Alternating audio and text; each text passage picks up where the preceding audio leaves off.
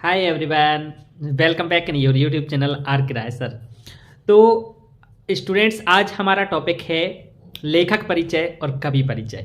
यदि आपको लेखक परिचय और कवि परिचय बिल्कुल भी याद नहीं है, मतलब आपका 2 नंबर में आना है ये क्वेश्चन, एक आना है लेखक परिचय का और एक आना है कवि परिचय का। यदि आपको बिल्कुल याद नहीं है तो ये वीडियो देखने के बाद आप वो 2 में से 2 नंबर ले पाएंगे जांचने वाले के हाथ से। ठीक है, करना कुछ नहीं है, किसी भी लेखक का परिचय आ जाए या किसी भी कवि का परिचय आ जाए, कॉमन चीज़ें हम बताने वाले हैं। तो कॉमन चीज़ें आप यदि वो चीज़ लिखते हैं तो आपको नंबर पूरे में पूरे देगा जांचने वाला। बस आपको रचनाएं याद होना चाहिए। ठीक है, तो आपको वीडियो में बने रहना है, बिना याद किए हुए भी आप लिख पाएंगे। पूरा देखेंगे वीडियो को तो ठीक है, थोड़ी सी वीडियो देखने पर कुछ भी संभव नहीं है। चलिए देर नहीं करते हैं, देख लेते हैं कैसे।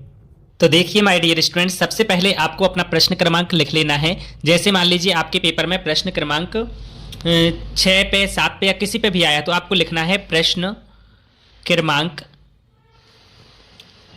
और फिर यहाँ वो नंबर डाल देना जो भी है, का उत्तर आपको लिख देना है। इस टाइप से आपको सुंदर हैंड राइटिंग में लिखना है। ठीक है, ऐसा आपको लिख देना है।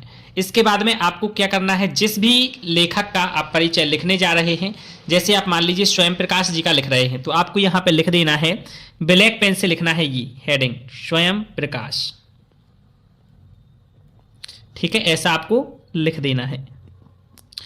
तो आपको ऐसी सुंदर हैंड राइटिंग लिखना है और इसके नीचे आपको स्केल से हो सके तो लाइन खींच देना है। ठीक है, अब हम बात करते हैं, यहाँ मैं एक हाथ से मोबाइल भी पकड़े हूँ तो राइटिंग पे विशेष ध्यान नहीं दे पा रहा, इसलिए आप यहाँ पे अब आपको ऐसा अच्छे से ऐसा करके, ठीक है, यहाँ हेडिंग डालना है 2 रचनाएं। जैसे उसमें पेपर में आएगा ना 2 रचनाएं, तो आपको यहाँ डाल देना है 2 रचनाएं।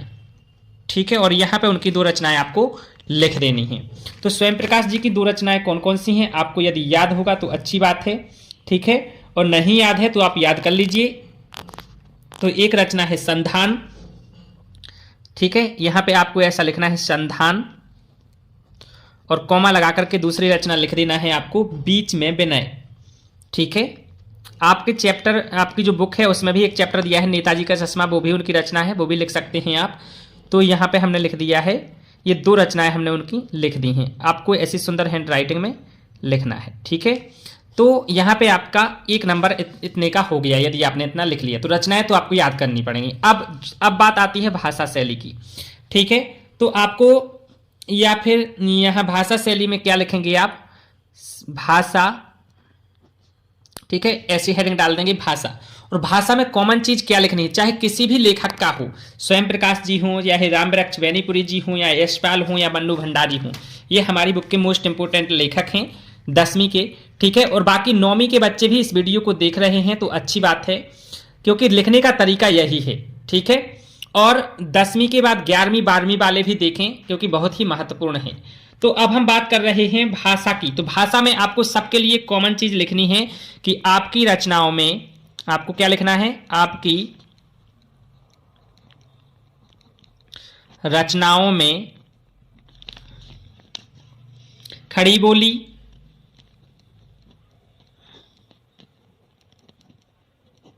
खड़ी बोली हिंदी का प्रयोग किया गया है, ऐसा आप लिखें। ठीक है, खड़ी बोली हिंदी का प्रयोग किया गया है, इस टाइप से आपको लिख देना है। ठीक है, थोड़ा सा और लिख दें आप, भाषा सहज सरल। ये आपको कॉमा वगैरह का विशेष ध्यान रखना है क्योंकि हिंदी में नंबर आपके व्याकरण के कटते हैं एवं बोधगम्य है, ऐसा आपको लिख देना है। ये सभी लेखक के परिचय में आप लिख सकते हैं। भाषा में प्रभावशीलता है। ठीक है, क्योंकि भाषा का टॉपिक लिख रहे हैं ना, तो आप भाषा की तारीफ करते जाएं, बस और कुछ नहीं करना है। इतना आपने यदि कर लिया, ये कॉमन चीज सभी के लिए है। भाषा में प्रभावशीलता है। और अब आप लिखते हैं साथ में तत्सम, तद्भव,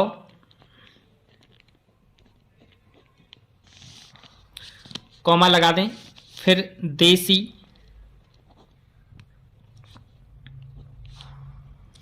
व विदेशी। ठीक है, विदेशी लिख सकते हैं या देशज विदेशज लिख सकते हैं। देशी व विदेशी शब्दों का प्रयोग हुआ है, ऐसा लिख दें। ठीक है,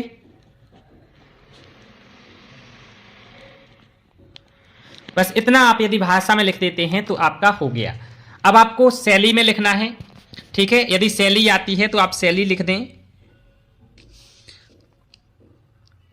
तो शैली में क्या लिखना है, हेडिंग डाल देना है ब्लैक पेन से सबसे पहले तो शैली।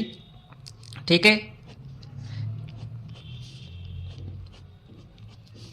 इसके आगे शैली में लिखना है आपकी रचनाओं में शैलियों के 2-4 शैलियों के आप नाम याद रख लें तो आप लिख सकते हो। बस आपको यही लिखना है सब में, सबकी कोई भी लेखक का आ जाए आपकी रचनाओं में। ठीक है, आपकी रचनाओं में विचारात्मक, क्योंकि जो लेखक होते हैं वो विचार करके ही लिखते हैं। ठीक है, तो विचारात्मक कॉमा विवरणात्मक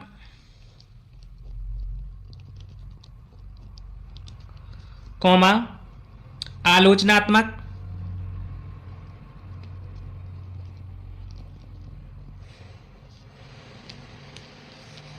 शैलियों का प्रयोग हुआ है। शैलियों का प्रयोग हुआ है, क्योंकि जितने भी लेखक हैं वो सब इन शैलियों का प्रयोग करते हैं जब लिखते हैं। ठीक है, हुआ है। एवं मुहावरों और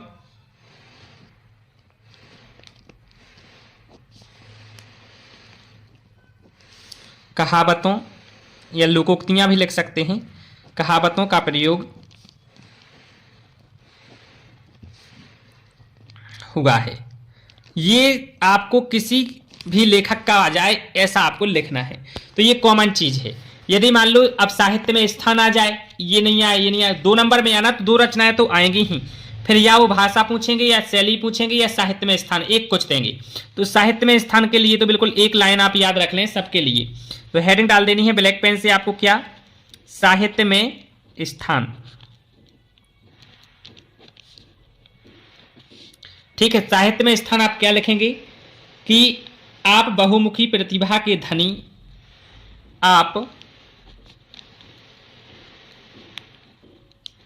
बहुमुखी प्रतिभा के धनी साहित्यकार हैं।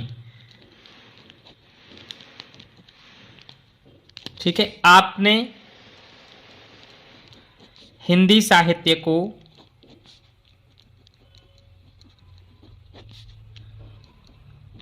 ऊंचाइयों तक पहुंचाया है। बस इतना आपको लिख देना है, ऊंचाइयों तक पहुंचाया है।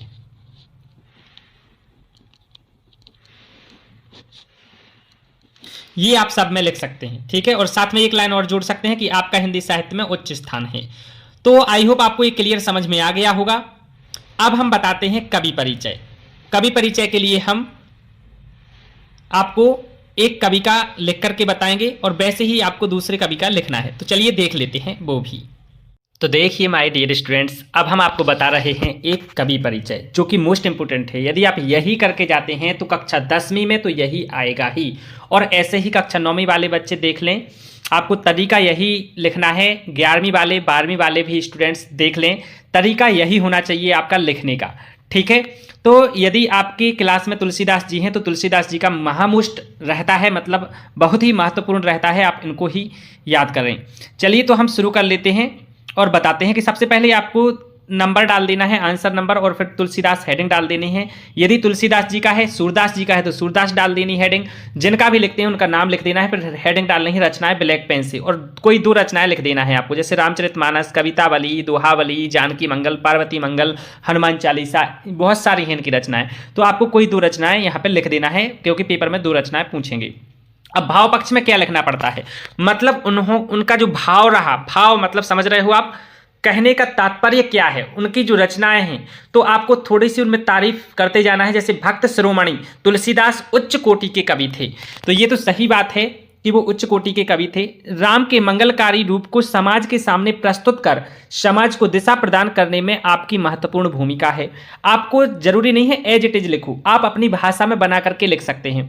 राम भक्ति शाखा के प्रतिनिधि तुलसीदास का संपूर्ण काव्य राम की भक्ति भावना से उत्प्रोत है। मतलब जितनी भी रचनाएं हैं वो सब राम जी को डेडिकेटेड हैं। इनकी शैव, वैष्णव, शाक्त एवं समाज के अन्य वर्गों को जोड़ने का प्रयास किया है इन्होंने। अब हम कला पक्ष देख लेते हैं। ऐसे ही आपको अन्य कवियों में लिखना है, पूरा ज़्यादा लंबा नहीं ले जाना है, ठीक है, ऐसा ही लिखना है। तो कला पक्ष में हम देख लेते हैं कि कला पक्ष हेडिंग डाल देनी ब्लैक पेन से। आपकी रचनाओं में मुख्यतः अवधी तथा ब्रज भाषा का प्रयोग है। आपको दूसरे कवि का लिख रहे हैं तो थोड़े दूसरे कवि की भाषा का ध्यान रखना है और यहाँ लिख देना है। दोहा, चौपाई, सवैया, हरि गीतिका आपके प्रिय छंद हैं। तो आप ऐसा भी लिख सकते हैं कि आपने लगभग सभी छंदों का प्रयोग किया है। अनुप्रास, उपमा, रूपक, उत्प्रेक्षा आदि अलंकारों की छटा द्रष्टव्य है। मतलब आपको कुछ अलंकारों के नाम लिख देना है और लिख देना है कि आपकी रचनाओं में ये अलंकार देखने को मिलते हैं। इन्होंने अपने काव्य में सभी रसों का परिपाक किया है, ठीक है, तो लगभग सभी रसों का आपने प्रयोग किया है, ऐसा आपको लिख देना है। अब साहित्य में स्थान आपको वही लिखना है जैसा आपने वहां पर लिखा है, ठीक है, जैसे लेखक परिचय में बताया है वही आप साहित्य में स्थान कवि परिचय में भी लिख सकते हो। लेकिन आप यहाँ थोड़ा सा चेंज अप करना चाहते हैं तो यहाँ देख लीजिए कि भारतीय संस्कृति और सामाजिक मूल्य के कुशल चेतेरे हैं। तुलसीदास के साहित्य का जगत में अनुपम स्थान है। जैसा कि हमने लिखा था कि आपका हिंदी साहित्य में उच्च स्थान है, तो अनुपम, उच्च, ये शब्द आपको अच्छे शब्द, आपका भंडार अच्छा होगा तो आप हिंदी में अच्छे नंबर खींच सकते हैं। तो स्टूडेंट्स, आई होप आपको क्लियर समझ में आ गया होगा। चलिए मिलते हैं हम नेक्स्ट टॉपिक के साथ। कमेंट में आपको जो टॉपिक समझ में नहीं आया है वो कमेंट में लिखें और हम उस पर वीडियो बनाने की कोशिश करेंगे। चलिए जल्द मिलते हैं हम संदर्भ प्रसंग व्याख्या की वीडियो के साथ। तब तक के लिए जय हिंद, वंदे मातरम।